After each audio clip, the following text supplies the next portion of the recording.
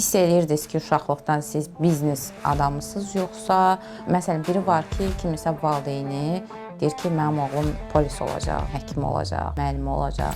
Bir polisin cibində dəstlərlə pul görmüşdüm. Onu görəndən sonra demişdim ki, mən həkim polis olacağam. Polis olacaq. İnsanlar gücə meyllənir. Fərqi yoxdur. Bu güc kimdədir? Ən çox insanlar mağarada yaşadığı vaxtda ən çox qadınlar ən böyük ov gətirən kişinin ətrafına yığışırlar. Bir insan kimsə üçün tamamilə yaşamamalıdır. İnsan özü üçün yaşamalıdır.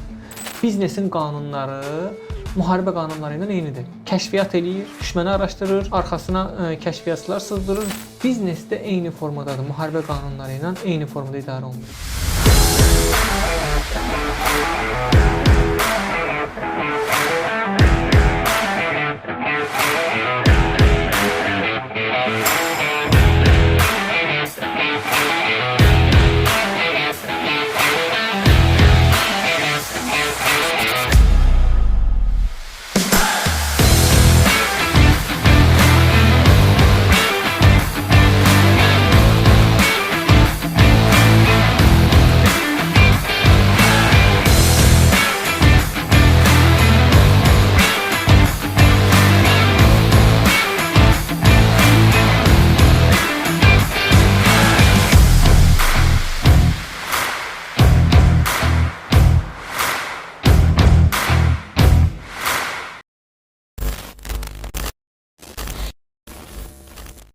Hər kəsə salam. Hər həftə maraqlı mövzularla və möhtəşəm qonaqlarla sizin qarşınıza çıxıram. Bugün biraz stresli hiss eləsəm də özümü, amma xoşbəxtəm. Bugünkü qonağım mənim tanıdığım gündən bu yana heyranlıqla izlədiyim, söhbətləri mənim üçün çox dəyərli olan, fikirləri dəyərli olan Vəfadar bəydir. Xoş gəlmisiniz. Çox uzatmaq istəmədim ki, həyəcanlanıb qalan yerlərini qarışdırmayım. Bugün sizi burada görmək, ən azından bizim məkanımızda olmağınız mənə çox xoşdur və qürur vericidir ki, yenə deyirəm, o bayaqda biz söhbət edəndə dedim, fikrinə ac olan bir nətər deyim, fikirlərə, sağlam insanlara, beyni olan, loru dildə deyim, belə beyni olan adamları çoxdandır görmürəm. Biraz 100% linç yiyəcəm, amma xoş oldu sizi burada görmək, xoş gəlmisiniz. Təşəkkür edirəm dəvət üçün. Mən bilmək istəyirəm ki, AKAP nədir, necə yarandı və biraz da sonra şəxsi suallara girəcəm. AKAP biznes inkişaf platformasıdır və AKAP necə yarandı? AKAP tələbatdan yarandı. Yəni biz əslində mən restoran işlətdiyim zaman, kişilər klubu restoranını işlətdiyim zaman istəmişdim ki, orada bir loyallıq kartı yaradım. Dedim ki, bu loyallıq kartının adı nə olar? Dedim, kişilər klubunun kartının adı kişi kartı olardı. Yəni başqa nə olacaq? Və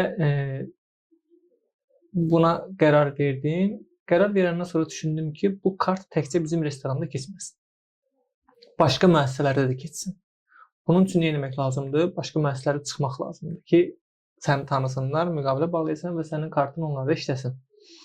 Bunun üçün ilk addımım hər zaman olduğu kimi kişilər klubunda post paylaşmaq oldu ki, bəs belə bir loyallıq kartı olsa, kişi kartı adında kimlər şirkət olaraq qoşulmaq istəyir? Belə bir status yazdım. O status hələ də durur qrupda və 550-dən çox insan qoşulmaq üçün münasibət bildirdi, maraqlandı. Və 20-30 şirkət bir həftə ərzində restorana gəldi. Birbaşa ki, necə qoşulaq, hardadır o kart? Dedim, vallah mən də bilmirəm. Prosta damar yoxlayırdım ki, görüm reaksiya nə olur. Bir şey hazırlayaq, sizə geri dönəcəm. Və sonra bir konsepsiya hazırladıq, bir üzvlük paketləri hazırladıq və AKAP-ı yaratdıq. AKAP daha sonra oldu sırf biznesin inkişaf platforması. Nəyə görə biznesin inkişaf platforması? Ona görə ki, AKAP insanlara, sahibkarlara daha doğrusu birbaşa keyfiyyətli əlaqələr vəd edir və bu əlaqələrin yanında sahibkarların və əməkdaşların inkişafı üçün təlimlər təşkil edirik biz. Eyni zamanda onların sosiallaşması və əlaqələrinin keyfiyyətinin artması üçün sosial fəaliyyətlər təşkil edirik. Eyni zamanda biznes turlar təşkil edirik. Ölkə daxili və ölkə xarici bizim dəfələrlə biznes turlarımız olub sahibkarlarla bərabər və biz ümumi olaraq onların biznesinin inkişafı üçün çalışırıq, biznesinin böyüməsi üçün çalışırıq və maksimum bu keyfiyyəti hər gün artırmağa çalışırıq. Yəni Akyabın yaratdığı sadəcə əlaqələr deyil, eyni zamanda biznesin inkişafıdır, biznesin böyüməsidir. Bunun üçün çalışan, fəaliyyət göstərən bir biznes inkişaf platformasıdır. Bir şəxsi sual vermək istəyirəm. Normalda insanlarla işləmək çox çətindir. Hələ gənclərlə işləmək ya da ki, təcrübəsi olmayan birilərlə işləmək. Yaxşı təcrübəsi olan, ağıllı adamlar deyim ya da ki, yaşı böyük insanlarla işləmək çətin olmadı? Yəni sahibkarlarla necə işləyirik?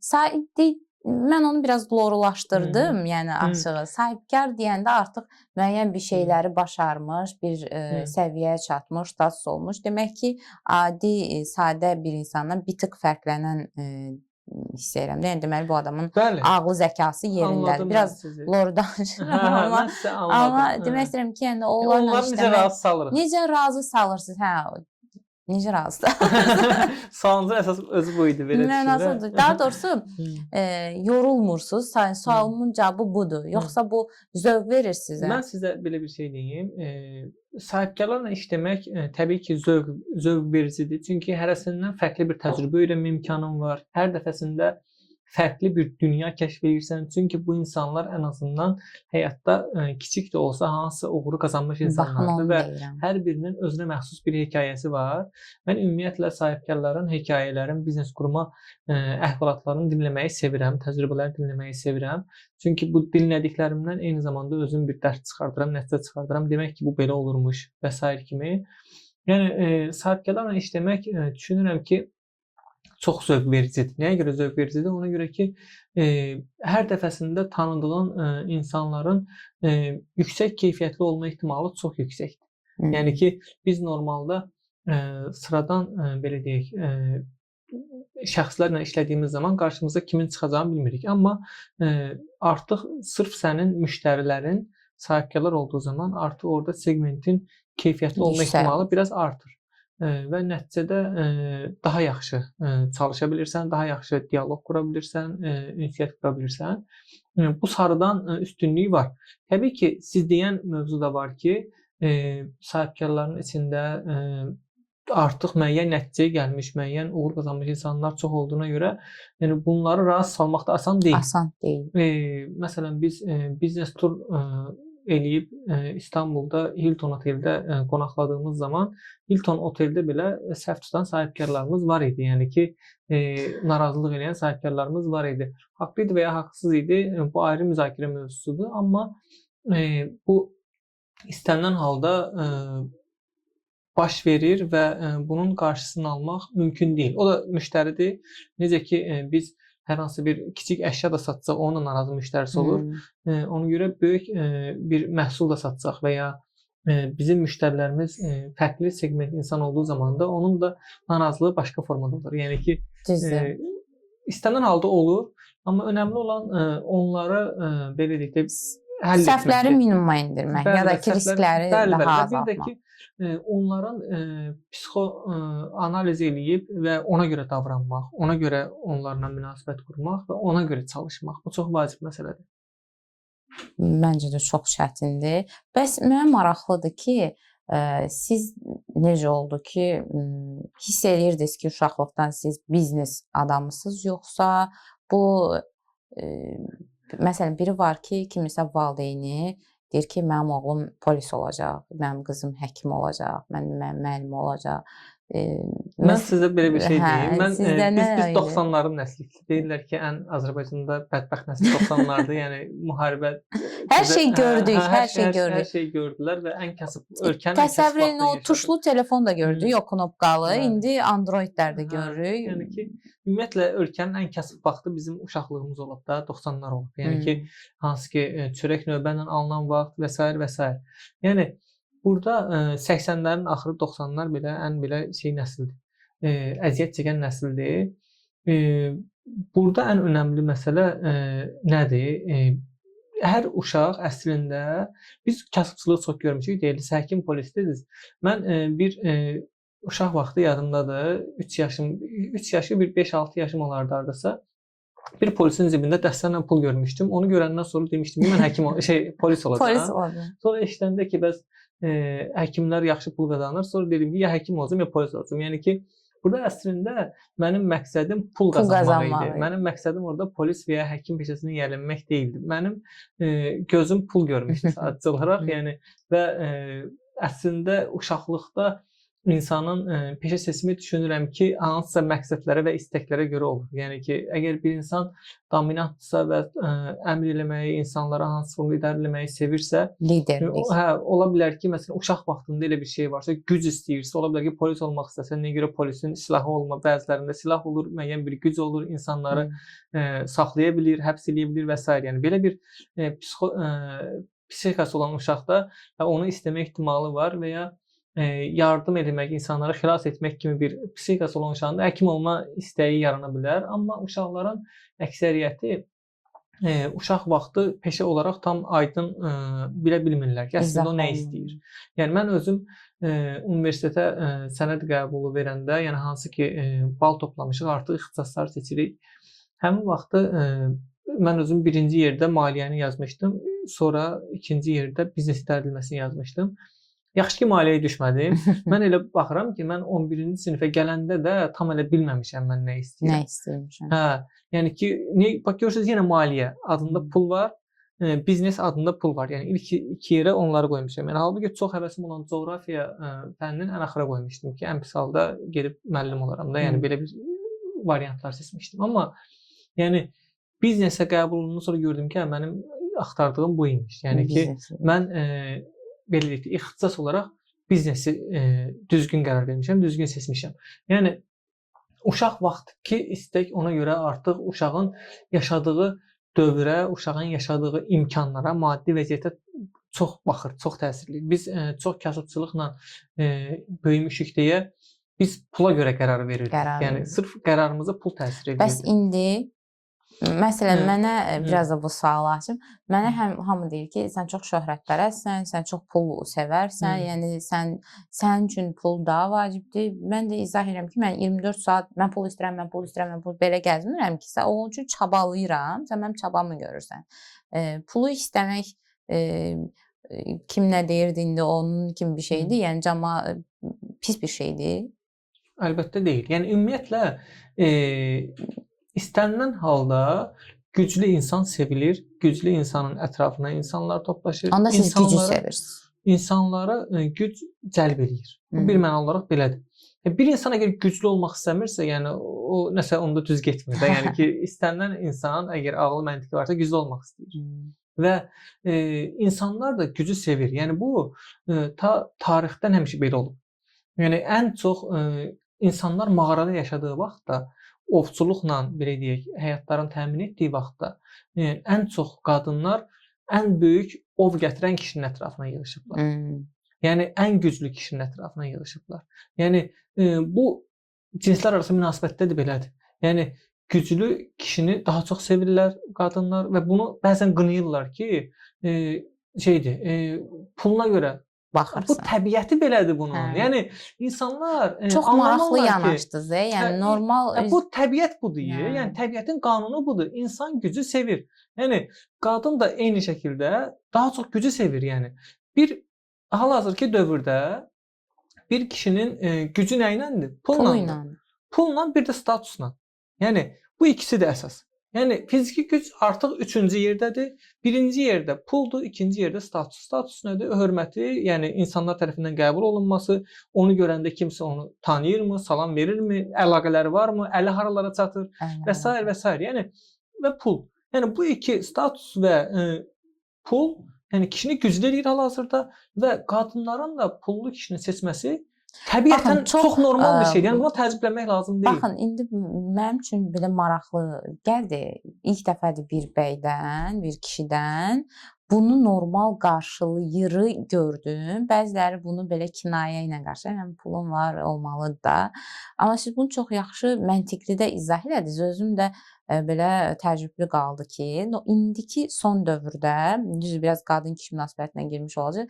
Bütün kişilər fikirləşir ki, yəqin ki, zəif qadındır da. Yəni mənim pulum var, gücüm var, mənə möhtacdır, zəif qadındır. Mən onu belə yanda saxlayıram və amma siz ona elə baxmadınız. Siz zəif qadın baxmadınız. Siz qadının doğrudan da güclü obraza marağından baxdınız da, yəni ev tərəfindən. Bu təbiidir, yəni ki, yəni bu olması gərəkəndir. Məsələn, mən istəyirəm ki, bunu hər kişi fikirləşmir də, yəni bu detallı fikirləşmir. İnsanlar ümumiyyətlə qarşı tərəfi fikirləşir. Əslində kişilər də gücü sevir. Amma kişilər gücü qadın sevmir. Yox, belə bir şey deyim mən sizə. Kişilər hansı formada gücü sevir?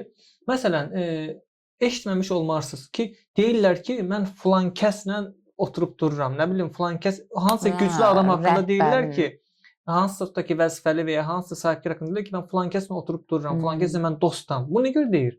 Özünü ona yaxın göstərir və onun gücünə özünü yaxınlaşdırır. Yəni bu kişilər də pullu kişi ilə belə deyək, pullu dostlarla daha çox belə deyək də vaxt keçirir, daha çox vaxt keçirməyə çalışır, daha çox istəyir ki, əlaqələr olsun. Nəyə görə? Çünki qayda budur.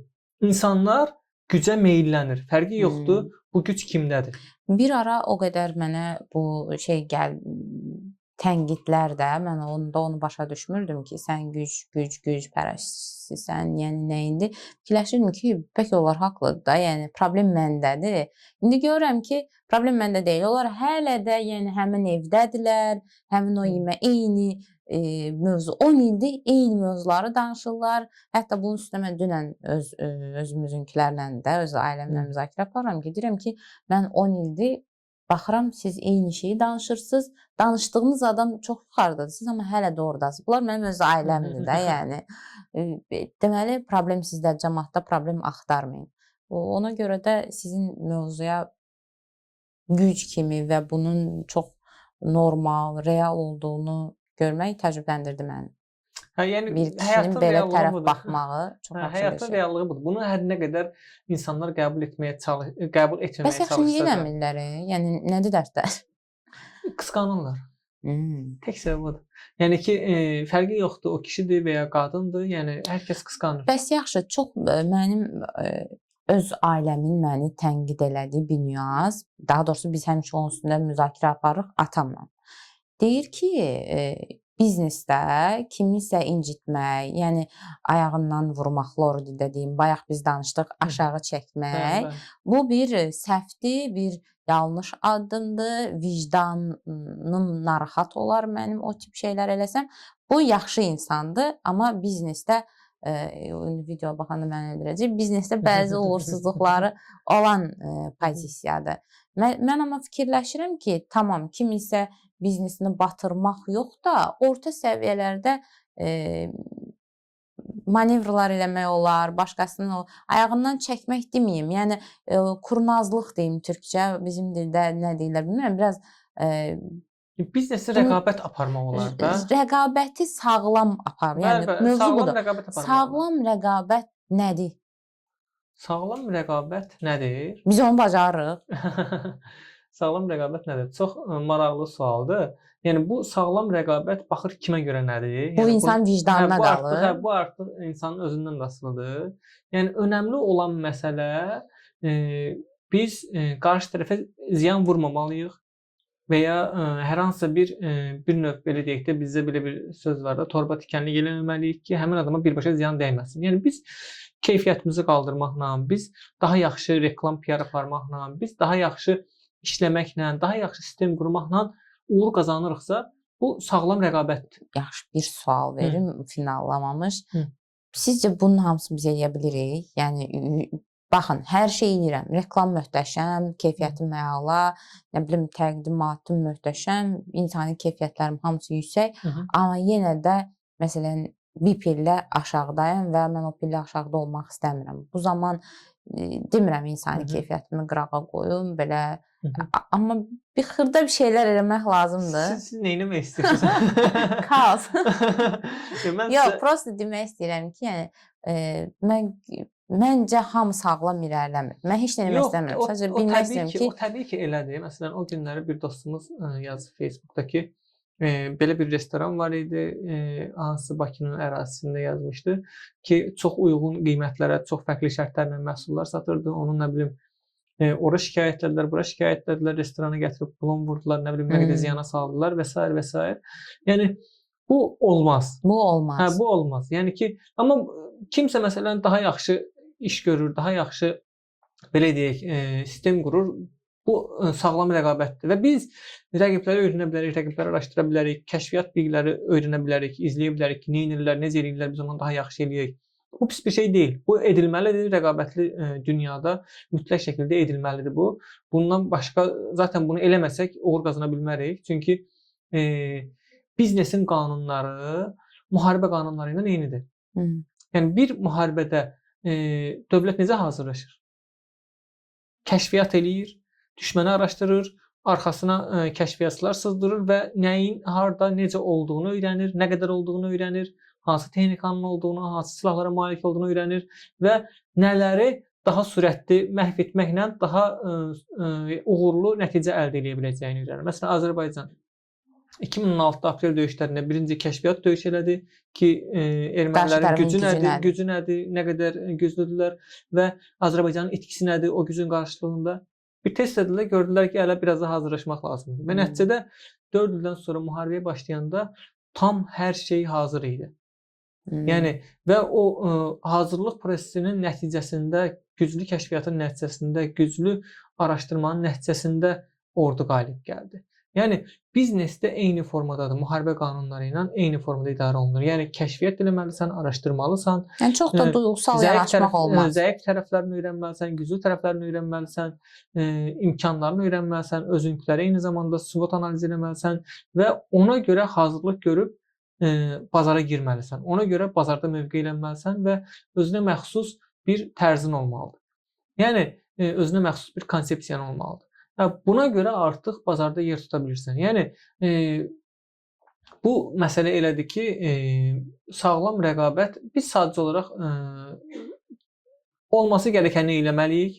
Yəni kiməsə ziyan vuracaq hərəkətlərə yol verməliyik. Mövzu budur. Yəni qeyri-sağlam rəqabət odur ki, biz kiməsə ziyan vuracaq addımlar atırıq. Mən demək istədim onu ki, nüfuzdan salacaq. Nə bilim, tutaq ki, sosial mediada məsələn hal-hazırda geniş yayılmış məsələ var, ifadə var, troll. Məsələn, hansısa tutaq ki, şirkətin səhifəsinin altına öyrədilmiş insanlar göndərilə bilər və orada neqativ rəylər yaza bilər və ya həmin öyrədilmiş insanlar hansısa məhsul haqqında neqativ rəylər paylaşa bilər. Tutaq ki, nəticədə çox izləyici onu görə bilər və nəticədə ziyan vura bilər. Bu şeylər olmaz.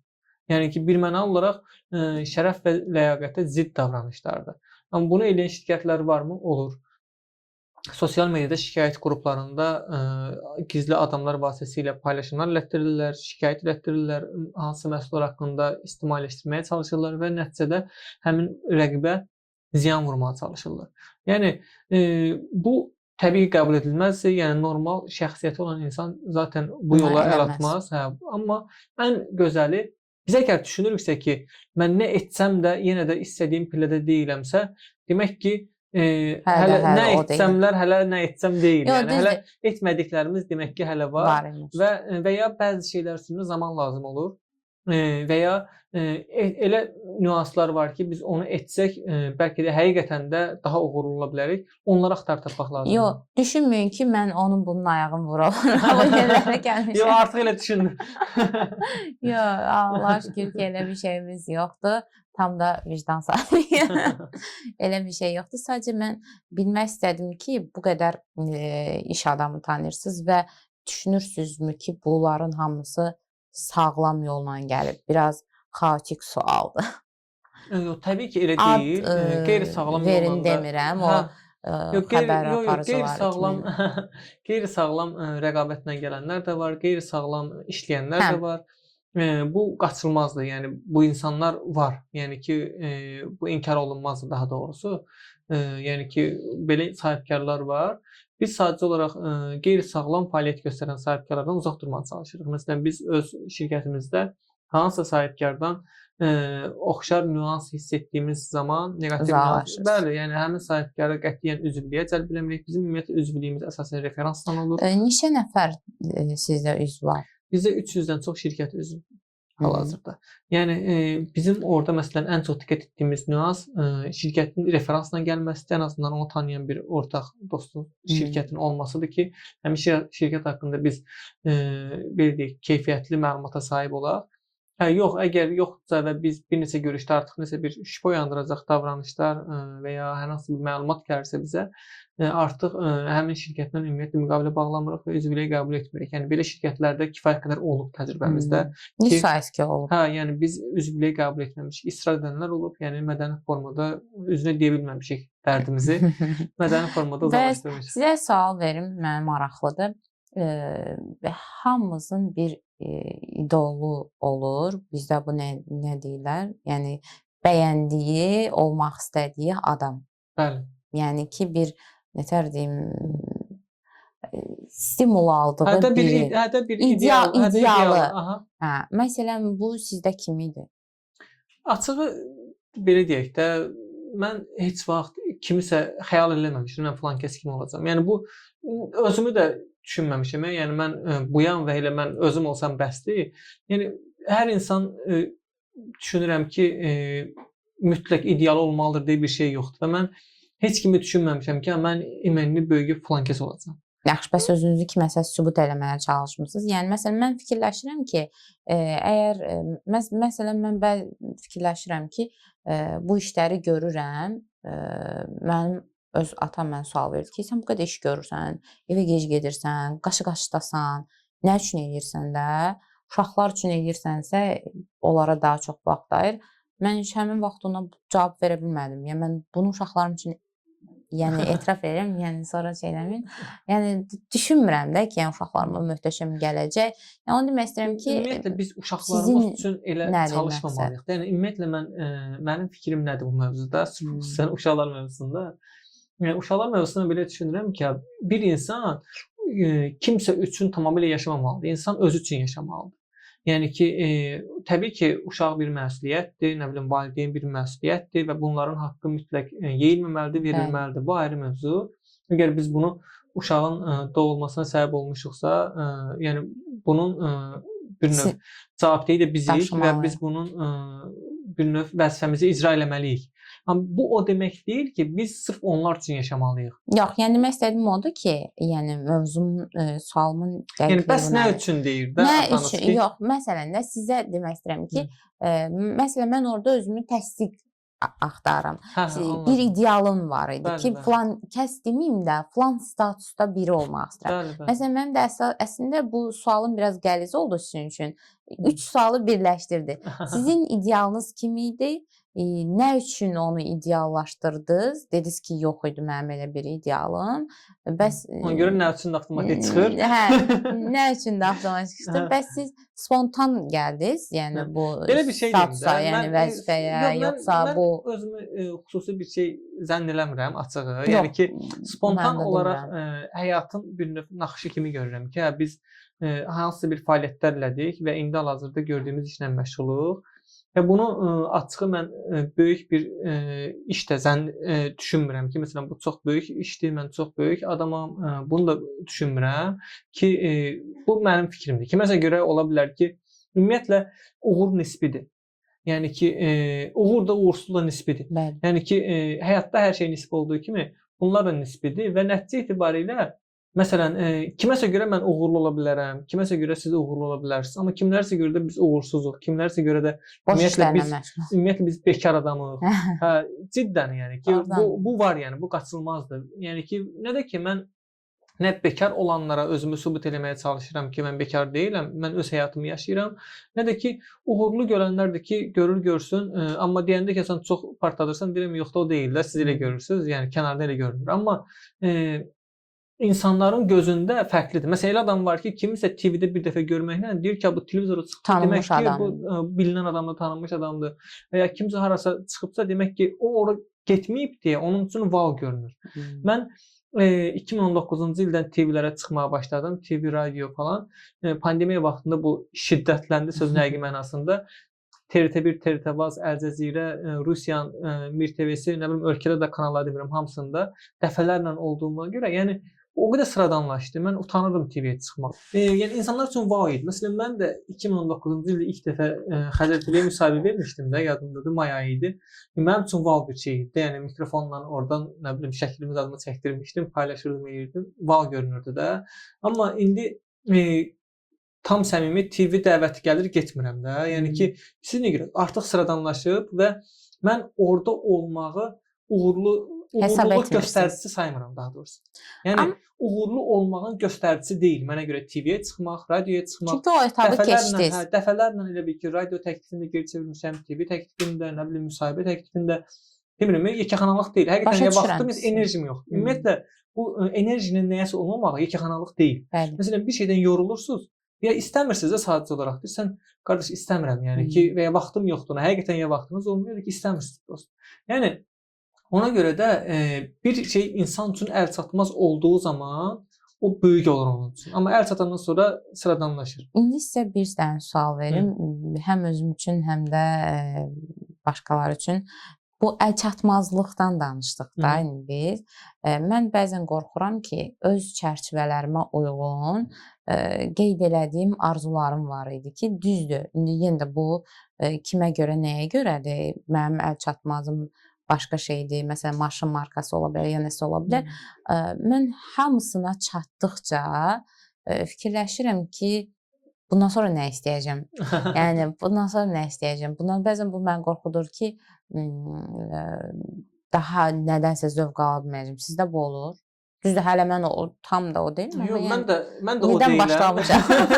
Mən o deyiləm. Yəni ki, hələ çatacaq və istədiyim şeylər çoxdur. Mərtəbələr 100% var, amma ən azından var sizdə də nüanslar. Amma belə deyim də, mənə görə xoşbəxtlik ani bir şeydir. Bəli. Və çalışmaq lazımdır ki, və çalışmaq lazımdır ki, o ani şeylərin sayını artırmaq lazımdır. Yəni və nə isə gözləmək lazım deyil ondan ötürü. Məsələn, adam var ki, düşünürdü ki, falan şey olsun, xoşbəxt olacam. Falan şey olsun. Məsələn, mən orta məktəbdə oxuyanda universitetə girsəm xoşbəxt olacam deyə düşünürdüm. Universitetə girəndən sonra gördüm, yox, olmadı. Daha pis oldum. Nə bilim, düşünürdüm ki, nə bilim, o olsa xoşbəxt olacam, o olsa xoşbəxt olacam. Amma sonra anladım ki, bir müddət sonra, bir növ adam olgunlaşandan sonra ki, xoşbəxtlik anidir. Sadəcə olaraq bu anıların sayını artırmaq lazımdır ki, daha çox xoşbəxt ömür sürəsən. Və xoşbəxt olmamaq üçün olan səbəbləri də maksimum görməzdən gəlmək lazımdır. Yəni, həyatımızda hansısa bizi məmnun etməyən nüanslar, hadisələr olur, olacaq, qaçılmazdır. Amma düşünmək lazımdır ki, bu hadisə 3 ildən sonra mənim yadıma düşəndə mən yenə keyfimi pozacağammı? Pozmayacağamsa boş vermək lazımdır. Yəni, ola bilər o problem var və bizim öhdəliyimiz biz onu həll eləməliyik. Amma ona görə özümüzü çox da bədbəxt hiss eləməməliyik. Yəni özümüzü bir növ stressə salmamalıyıq. Təbii ki, çətindir. Mən də bunu həmişə bacarmıram. Amma maksimum çalışıram ki, bunu mən hal-hazırda icra edə bilərəm. Fiziki olaraq mümkün deyil, tutaq ki, və ya maddi olaraq mümkün deyil. Belə bir problem yaranıb və mən bu problemi tutaq ki, ən pis halda bir aya tutaq ki, həll eləyəcəm. Bu maddi problem də ola bilər, başqa bir problem də ola bilər. Və ya fiziki olaraq indi elə bilmirəm, ola bilər sabah elədim. Buna görə bugün yıpranmağa, bugün özümüzü məhv eləməyə ehtiyac yoxdur. Çünki etdiyimiz hər stres bizi nə edir? Qocaldır, bizi xəstəlik tapmamıza səbəb olur. Nəticəsi nədir bu ömrün? Heç nə. Bu ömrün nəticəsi ölümdür. Doğrudan maraqlıdır. Heç nə eləmirik, amma ölürük. Yəni ki, nə etsək də nəticədə öləcəyik. Öləcəyimiz bir sonluğa görə də çox da üzülmək lazım deyil. Yəni, təbii ki, asan deyil, çətindir. mən də üzülürəm, olur. Amma mən bir etapdan sonra maksimum çalışıram ki, bu üzüntülərin sayını azaldam. Hər hansısa bir olan hadisədə əgər Daha sərt hal-hazırda olmaq. edəcəyim heç bir şey yoxdursa soyuqqanlı davranıram. Soyuqqanlı. Məsələn, bir problemi həll etmək üçün mənə 10.000 manat tutaq ki, pul lazımdır və bu problem həll olmalıdır. Elə ya belə həll olmalıdır. Amma hal-hazırda yoxdur. Yəni bu pul mənə tutaq ki, vəd olunub, bir aya tutaq ki, gələcək. Yəni iş prosesindən söhbət gedir. Yəni mən təqib eləməliyəm ki, o pul gəlsin və ya o pulu bir şəkildə qazanmağa çalışmalıyam. Amma oturub dərd çəkməməliyəm. O pulun gəlməsi üçün çalışmalıyam, icraat eləməliyəm, işimi təqib eləməliyəm və ya alacağım adamdırsa onu izləməliyəm, sıxmalıyam ki, onu alım. Amma oturub dərdlənməməliyəm. Yəni stres keçirtməməliyəm. O stres keçirəcəyim zamana iş görməliyəm. Yəni geriyə baxmaq lazım deyil, irəli baxmaq lazımdır. Yəni geriyə baxaraq hərəkət edən adam yıxılmağa məhkumdur. Məhkumdur. Çünki gözün qarşını görmür. Nəticədə başın geridədir. Amma irəli baxan adam istənilən halda qalib gələcək. Nə qədər problemi olsa da irəli baxdığına görə o problemdən uzaqlaşacaq. O problemi bir mərhələdən sonra həll eləyəcək. Həll eləyəcək bir yolla. Çünki irəli gedir ancaq.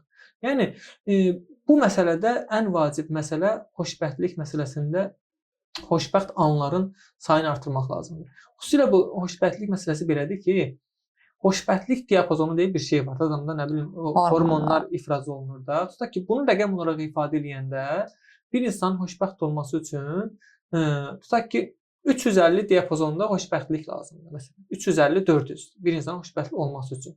Və bu diapazona çatmaq üçün də bir insanın fərqli-fərqli səbəbləri var. Məsələn, siz çox acanda sevdiyiniz yemək yeyəndə nə olur? O diapazon olur 400. Avtomatik xoşbəxt olursunuz.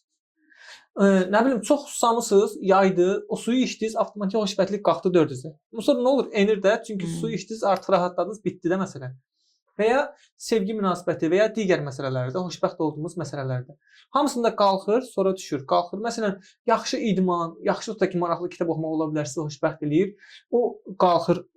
O sizə bir anıdır da, bir şeydir. Qaldırdı, endirdi, qaldırdı. Nəticə nədir? Sizdə, hər kəsdə fərqli-fərqli xoşbəxtlik səbəbləri var. Bu səbəbin sayı tutaq ki, 5-dir, 10-dur.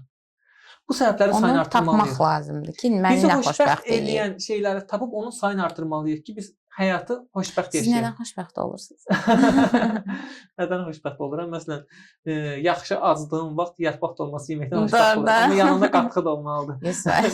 Yəni ki, bu məsələ belədir ki, insanlar nəyə görə narkotikə qurşanır? Bilirsiniz nəyə görə qurşanır? Xoşbəxtçilik üçün. Xoşbəxt olmurlar, depressiyaya dolurlar. Kimsə ona gətirib narkotikanı verir və o narkotik onu birbaşa qaldırır, nə bilim, diapazonun 2000-ə. Başa düşdünüzmü? Məsələn deyirəm. Azərbaycan lazımdır ona.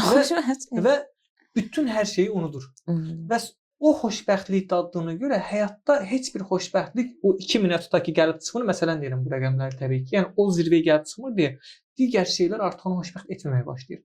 Amma sizin 5 dənə fərqli xoşbəxtlik səbəbiniz olduğu zaman sizə zaten 2000-dədir. Başa siz lap onun dadına baxsaz belə deyirsiniz ki, zaten mən bu xoşbəxtliyi dadıram da, yəni belə də mən yaşayıram da, nə edirəm ki bunu? Yəni burada amma o xoşbəxtlik səbəbləri olmayan adam birdən-birə o zirvəni görür və o zirvəyə çatdıracaq başqa heç bir səbəblər yoxdur və aldəçisi olur. Aldəçisi olur.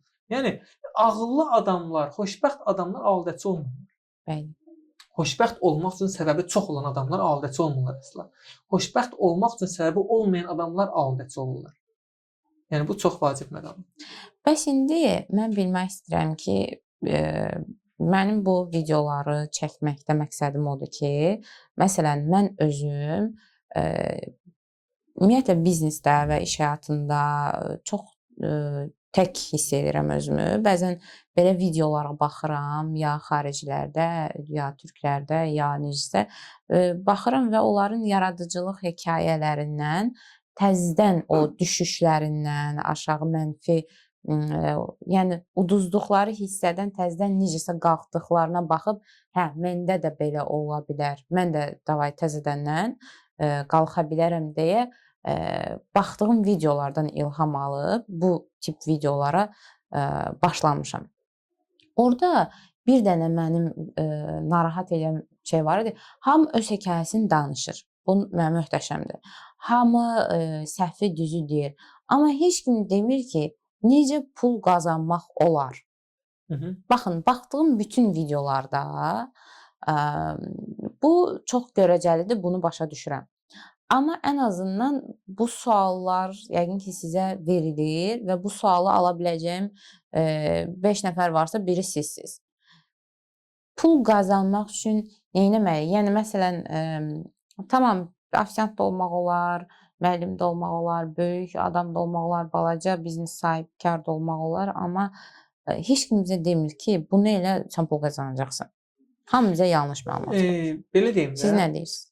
Mən nə deyirəm bu mövzuda? Mən onu deyirəm ki, mütləq şəkildə təcrübələri öyrənmək lazımdır, təcrübələri oxumaq lazımdır.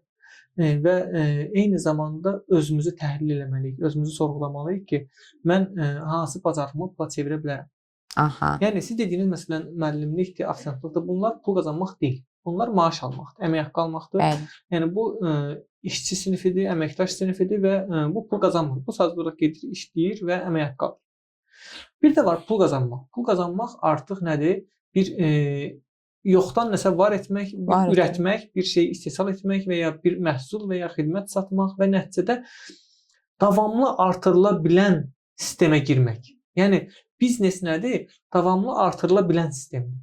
Əmək haqqı sən istədiyin vaxt artıra biləcəyin sistem deyil. Bəli. Müdirin istədiyi vaxt artıra biləcəyi sistemdir. Amma biznes sənin istədiyin vaxt artırıla biləcək sistemdir. Sənin çox çalışdığın vaxt artırıla biləcək sistemdir.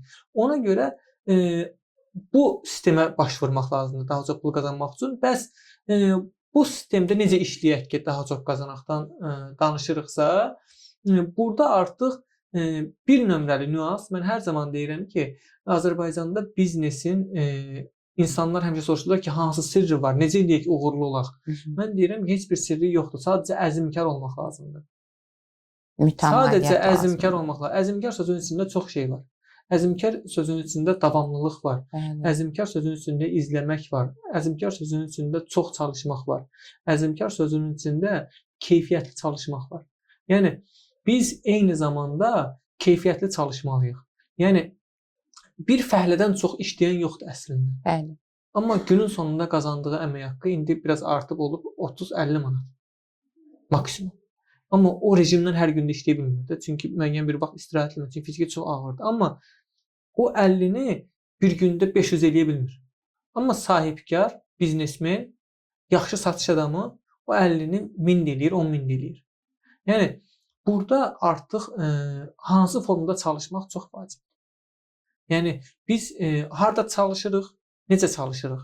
Yəni bizim Anar müəllimin sahibkar dostumuzun bir qəşəng sözü var, deyir, hansı dənizdə kürək çəkdiyin çox vacibdir. Yəni sən kürək çəkirsən, okey, kürəyi əgər küləyə qarşı çəkirsən, heç bir nəticə əldə edə bilməyəcəksən. Və ya onun yanına doğru elə bir çəkirsənsə, yenə də qayğının arxası axacaq. Yenə də yerində fırlanacaqsan. Amma küləyin istiqaməti üzrə kürək çəkirsənsə, uğur əldə edəcəksən. Ona görə bunun standartı yoxdur. Heç kim deyə bilməz ki, bunu belə pul qazanacaqsan. Ona görə mən həmişə deyirəm ki, əzmkar olan adam, davamlı çalışan adam pul qazanacaq. Sizə son sualım var, yormaq istəmirəm sizi. Şanslı olmaq ya da biznes rəhbəri olmaq, necə deyim, güclü olmaq, güclü olunur, doğulur. Yəni şansa mı bağlıdır, yoxsa insan özünə edir bunu? Monoton bir sualdır, klassik bir sualdır. Yox, mən belə bir şey deyim bununla bağlı. Ümumiyyətlə şans necədir? Biz çalışırıq uğur üçün, çalışırıq, qalxırıq bu səviyyəyə tutaq ki, şans da buradadır. Biz o şans hamıya var. Amma bu səviyyədədir. Amma heç kim bu səviyyəyə qalxmaq istəmir. Yəni az adam qalxmaq istəyir, daha doğrusu, yəni qalxanlar. Siz çalışırsınız, sonra gəlib bu səviyyəsindən tap toqquşursunuz. Şansın səviyyəsinə çatmaq lazımdır şanslı olmaq. Yəni siz düşünürsünüz ki, şans burada deyil, buradadır. Bəli, buradadır. Bunu çox adam sadəcə olaraq bilmir.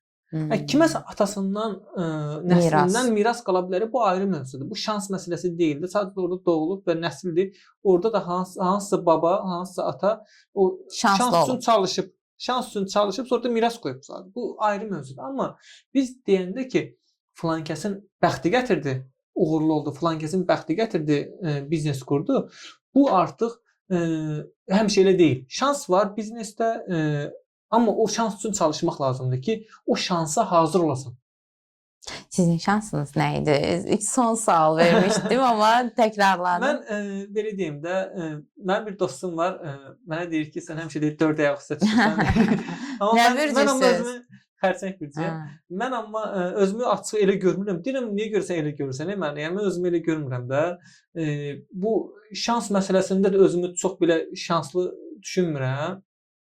Amma düşünürəm ki, mütləq daha uğurlu olmaq istəyirəmsə daha çox çalışmalıyam. Bunun fərqindəyəm. Biraz tənbəllik olur hamımızda. Məndə tənbəllik də var. Mən istəyirəm ki, daha rahat olsun hər şey, daha sürətli olsun. Mən çox fiziki əziyyət çəkməyim. Yəni insan, amma onun fərqindəyəm ki, çox əziyyət çəkməsəm çox nəticə olmayacaq. Mən bunun fərqindəyəm. Və onun üçün çalışmaq lazımdır ki, daha çox nəticə olsun. Yəni onda deməli sizin həyatınızda şans az olub? Yəni yoxsa olmayıb? Belə başa düşdüm. Yəni dediyim nədir? Hansısa şans üçün çalışmışam və o şansla toqquşmuşam. Yəni bir dönüm nöqtəsi var. Bəli, yəni qalxmışam ki, toqquşma olub. Məsələn, mən sizə bəsit bir misal deyim. Mən Facebookda bir qrup açmaqla tutaq ki, tanındım, bilindim və bir müəyyən bir kütlə yığdım. Mən o qrup üçün necə çalışdım? Bir gündə 18 saat o qrupda olurdum. Nəzarət edirdim ki, hər şey qaydalara uyğun getsin. Orada çox sərt qaydalar var. İndi də. Və o qrup nəticədə insanlar tərəfindən sevilən, hörmət edilən bir qrupa çevrildi və onun da simasında müəyyən qədər mən. Niyə görə? Çünki sistemi mən qrup idarə eləmişəm. Və o sistemin sayəsində mən o qrupdan başqa bir adamla ortaq iş qurdum. Sonra təkrar başqa bir adamla iş qurdum. Yəni mən o sistem üçün çalışmasam, başlı başına buraxsam, xaos olsa, o adamların heç biri nə mənə hörmət eləyəcəkdi, nə də o statusa qalxacaqdım ki, onlar məndən iş qursunlar. Yəni siz şansınızı özünüz yaratdınız. Yəni o şansın yaranması üçün çalışdınız. Yəni çalışdım, yəni başqa yolu yoxdur bunun. Yəni hər kəs belə eləyir. Və mən düşünmürəm ki, fantastik şansım olub və fantastik iş görmüşəm. Nəsə eləməyə çalışmışıq. Sadəcə olaraq indi ona çalışırıq ki, nəsə eləyək, gələcəkdə daha uğurlu olaq. Onun üçün çalışırıq. Yəni mən o uğur xəttinə, dalğasına çatdığımı düşünmürəm, çatmamışam da. Niyə ki, hədəfiniz nədir ki? Hədəfim nədir? O Mandra filosofunda bir dənə əhvalat var. Baxmısınız Mandra filosofuna? Orada balıq tutur, deyir ki, bəs get çalış, onu elə, bunu elə. Deyir, sonra deyir ki, deyir, gəl deyir, otur rahat balığı tut, balığı ye. Deyir, o indi tutub yer onu. Yəni indi bizdə indi də yaşayırıq. Həyət ya da rayona köçüb qoyun quzu ilə çalışıb bir ferma qurub. Rayonda olsa həyət evi var, yəni bağ var, gedib indi də eləyə bilərəm onu. Yəni hədəf o deyil, yəni Mandra filosofunda deyilən hədəf deyil. Amma daha rahat olmaq istəyirəm də. Məsələn ki, sabah üçün narahat olmaq istəmirəm. Qısaca bir cümlə ifadə etsək, sabahın üçün narahat olmaq istəmirəm.